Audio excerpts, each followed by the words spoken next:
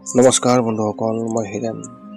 আজি এই ভিডিঅ'ৰ উদ্দেশ্য হৈছে এই 2024 বৰ্ষৰ জুলাই মাহটোত মীন ৰাশি ব্যক্তিসকলৰ কেনেদৰে ফলাফল লাভ কৰিব তাৰে সম্পূৰ্ণ ফলাফল আপোনালোকক এই ভিডিঅ'টোৰ জৰিয়তে আগবঢ়াইছোঁ। প্ৰথমে মোৰ চেনেলটো আপোনালোকে ছাবস্ক্ৰাইব কৰি ল'ব, যাতে মোৰ পিছৰ ভিডিঅ'বিলাক আপোনালোকে সহজে লাভ কৰিব পাৰে। লগতে মোৰ ভিডিঅ' যদি ভাল লাগে তেন্তে লাইক আৰু শ্বেয়াৰ কৰিব, কমেণ্ট কৰি আপোনালোকৰ মনোভাৱ প্ৰকাশ কৰিব। এতিয়া আহক মূল বিষয়লৈ। মীন ৰাশি ব্যক্তিসকলৰ এই জুলাই মাহটোত এওঁলোকৰ পাৰিবাৰিক জীৱনৰ ক্ষেত্ৰত এনেধৰণৰ। এই মাহে আপোনাৰ পৰিয়ালত নতুন সুখ কঢ়িয়াই আনিব আৰু সকলো সদস্যই ইজনে সিজনৰ প্ৰতি আৱেগিক হৈ পৰিব।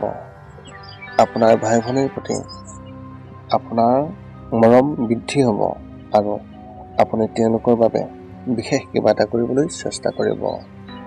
আপোনাৰ মা দেউতাক আপোনাৰ লগত সুখী হ'ব আৰু তেওঁলোকৰ আশীৰ্বাদ আপোনাৰ ওপৰত থাকিব। ঘৰত কোনো আত্মীয়ৰ বিয়া হোৱাৰ সম্ভাৱনাও আছে, যাৰ বাবে ঘৰখনত উৎসৱমুখৰ পৰিৱেশৰ সৃষ্টি হ'ব। যদি আপোনাৰ কোনো পুৰণি মাটি আছে তেন্তে বিক্ৰী কৰাৰ কথাও ভাবিব পাৰে। ব্যৱসায় আৰু চাকৰিৰ ক্ষেত্ৰত এনেধৰণৰ। ব্যৱসায়ীসকলে এই মাহত অলপ সাৱধান হোৱাটো অতি প্ৰয়োজন হ'ব, কাৰণ শত্ৰুৰ পৰা আপুনি লোকচানৰ সন্মুখীন হ'ব পাৰে। আপুনি আন ব্যৱসায়ীৰ পৰা প্ৰত্যাহ্বানৰ সন্মুখীন হ'ব, যিয়ে আপোনাৰ ব্যৱসায়ক পৰোক্ষভাৱে প্ৰভাৱ পেলাব পাৰে। এনে পৰিস্থিতিত বুদ্ধি আৰু ধৈৰ্য ব্যৱহাৰ কৰক আৰু অপ্ৰয়োজনীয় কাজিয়াত লিপ্ত নহ'ব।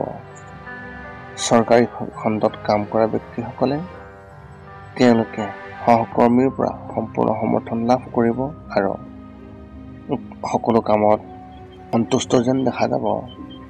ব্যক্তিগত খণ্ডত কাম কৰা ব্যক্তিসকলে নিজৰ কামৰ প্ৰতি আগ্ৰহ কম অনুভৱ কৰিব আৰু কৰ্মক্ষেত্ৰত বহু প্ৰত্যাহ্বানৰ সন্মুখীন হ'ব পাৰে।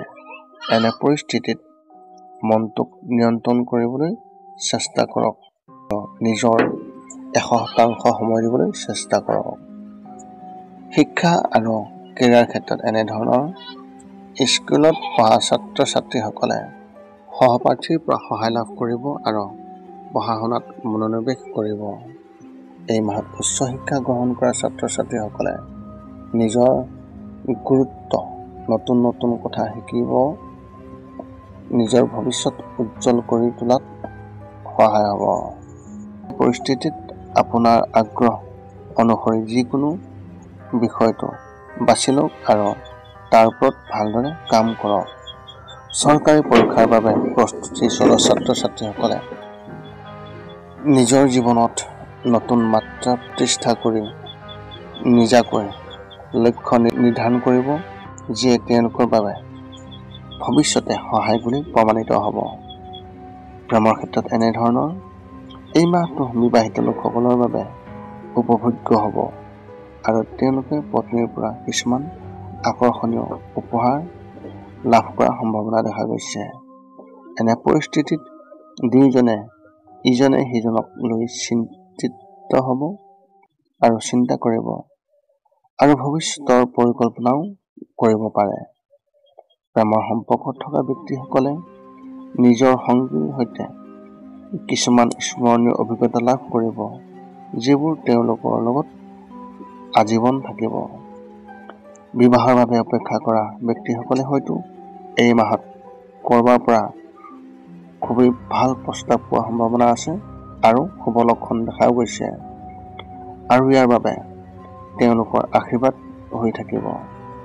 এনে পৰিস্থিতিত যিকোনো সিদ্ধান্ত লোৱাৰ আগতে ভালদৰে চিন্তা কৰক। স্বাস্থ্যৰ ক্ষেত্ৰত এনেধৰণৰ।